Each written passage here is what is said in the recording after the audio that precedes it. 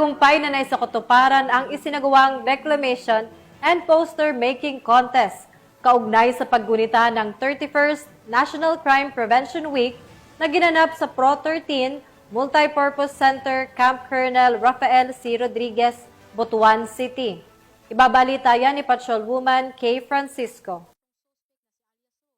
Namayagpag ang Butuan City Police Office matapos masungkit ang unang pwesto sa parehong declamation at poster making contest bilang bahagi ng pagdiriwang ng 31st National Crime Prevention Week na ginanap sa Police Regional Office 13 Multipurpose Center, Camp Colonel Rafael C. Rodriguez, Butuan City, nito lamang Setyembre taong kasalukuyan. Dinaluhan ng mga estudyante, magulang at coaches mula sa iba't ibang probinsya ng Caraga. Ang aktibidad na layong mahikayat ang kabataan na makibahagi sa kampanya laban sa krimen at maipamalas ang kanilang talento.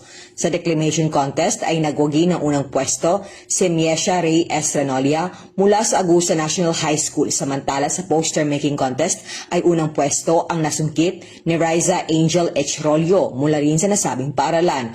Ang selebrasyon ay pinangunahan ng Police Regional Office 13 sa pamumuno ni Police Brigadier General Marshal Mariano P. Maestral IV, Regional Director ng Police Regional Office 13. Mula rito sa rehiyon ng Caraga, ako yung PNN correspondent, Patrolwoman Kay Francisco, alagad na batas, tagataguyod ng Balitang Pulis.